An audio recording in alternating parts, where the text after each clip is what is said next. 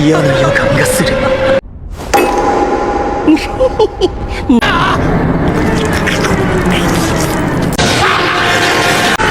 Hihihihihi, moshi-moshi kaum yang suka ngaceng pas lihat Sadako. Kali ini Watashi akan bawain anime yang berbeda dari biasanya, yaitu Junji Ito Collection. Jadi tanpa banyak basa-basi, mending kita langsung aja ke ceritanya. Jadi ceritanya di malam yang sunyi, ada seorang anak bernama Saochi yang telah belajar ilmu santet di padepokan alim Rugi. Dengan gabutnya ia menyantet seorang anak NPC hingga ia mulas nahan berak. Tuk tuk, aduh duduh perutku sakit. Hahaha, ku aing santet sia. Besoknya di sekolah ternyata si anak adalah temannya si Saochi yang sedang dirumpiin sama ciwi-ciwi. Si Saochi ngelakuin itu karena ia iri. Dari sini juga kita mengetahui bahwa si Saochi adalah anak nolep haus perhatian. Itu bisa dilihat ketika ada dua NPC yang sedang bertengkar memperebutkan akun ML yang ada skin legendnya yang menarik perhatian orang-orang. Si Saochi yang ngelihat itu jadi kepikiran buat nyantet mereka, tapi itu bakal dipikirin entar karena sekarang ia mau memperkenalkan keluarganya yang ternyata ia punya keluarga yang bisa dibilang bahagia dengan dua orang tua, dua kakak, tapi kayaknya si Saochi gak terlalu dekat dengan mereka. Itu karena salahnya si Saochi sendiri sih yang suka merenung di kamar aja. Ditambah lagi ia suka jahil ke kakak perempuannya. Hingga malamnya si Saochi pun mau menjalankan aksinya, yaitu dengan nyantet si NPC tadi dengan jenis santet hibernasi dengan cara mengubur sebuah boneka. Lalu besoknya ada kakek-kakek pemilik tanah yang kesal pohonnya dipakai praktek santet si Saochi, hingga si kakek gak sengaja menemukan si NPC yang tidur di dalam tanah. Berita itu jadi obrolan satu sekolah. Si Saochi yang ngedengar itu jadi kecewa karena rencananya gagal total. Namun ia teralihkan saat ngelihat keakraban tiga sekawan yang menurut pengamatan observasi sistemasi setara UI si Saochi, ia sadar bahwa si kacamata bernama si Hizaka gak suka ke si Kawai. Jadilah si Saochi menawarkan diri ke si Hizaka buat nyantet si Kawai. Hai Hizaka, aing apal maneh geuleuhnya ke si Kawai. Dah si eta mah sok ngutang tapi pas ditagih malah lupa ingatan. Aisyah ngomong naon?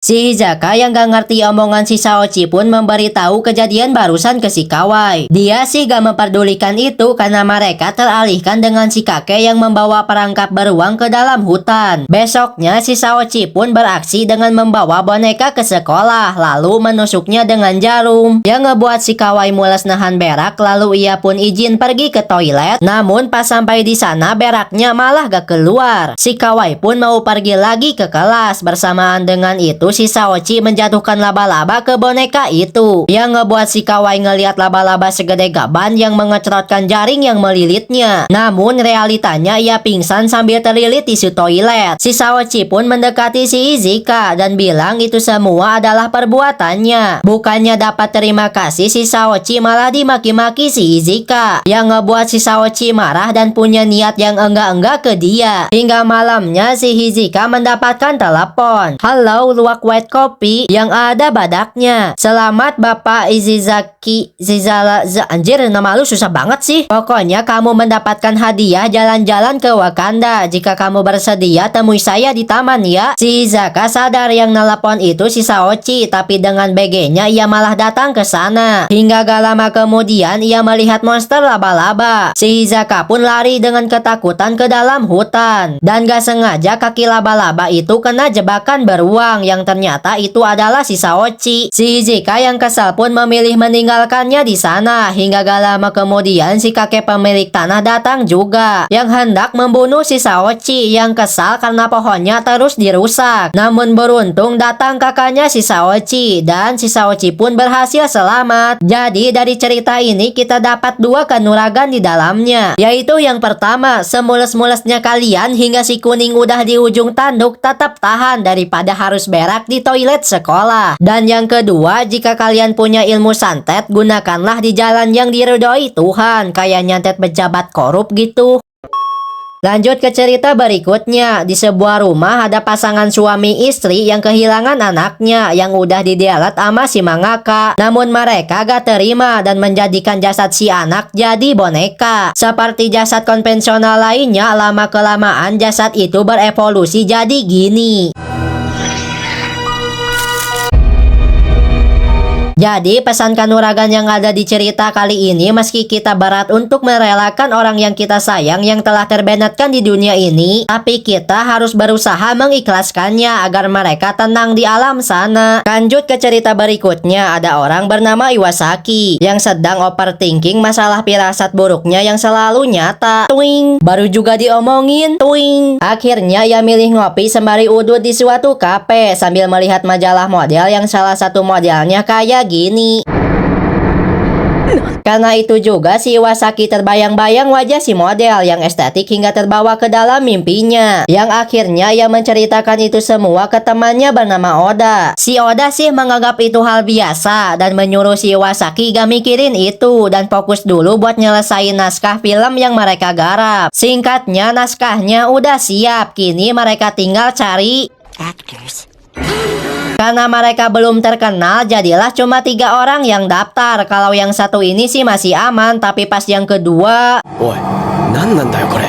Ya, ternyata si model yang ditakuti si Iwasaki daftar ke sini. Mereka heran mengapa model ternama mau daftar ke sini. Ditambah lagi si Oda malah mau menerimanya. Sempat dibantahlah oleh si Iwasaki karena mereka kan mau bikin film MILP Virginity dan bukan film horor. Meski ujung-ujungnya sih mereka tetap ketemuan dengan para aktor. Salah satunya Mori kelas 1 SMA dan si tante kurang gizi bernama Puchi. Habis itu mereka pun pergi ke lokasi syuting yang ada di tengah gunung. Ini teh jadi mau bikin film horor? Ya iyalah, ngapain bikin film begituan, nanti masuk neraka loh. Karena itu juga mereka tertawa bersama, termasuk si tante yang ketawanya tuh. Singkatnya, mereka udah sampai di tempat syuting. Karena keanehan si Puchi, mereka berniat meninggalkannya di sini. Terlebih lagi, ia marah karena gilirannya enggak kunjung tiba. Hingga mereka pun istirahat dan salah satu teman mereka lari ketakutan dan memberitahu bahwa si Mori sedang dimakan ama si Puchi. Mereka awalnya gak percaya dan milih mengeceknya. Namun pas sampai di sana, mereka dikejutkan dengan si Puchi yang berlumuran darah. Karena itu juga mereka lari dan salah satu teman mereka tertangkap oleh si Puchi yang langsung aja dimakan. Sementara si Iwasaki juga malah terselebeu ranting pohon dan terjatuh dan tak bisa bangkit lagi. Dan pesan kanuragan yang ada di cerita kali ini adalah, memang manusia itu menilai seseorang dari penampilannya dulu sebagai seleksi awal agar mereka diterima di lingkungan tertentu. Apakah kalian paham? Jika paham, selamat, IQ kalian di atas saya karena saya sendiri gak paham. Lanjut ke cerita berikutnya.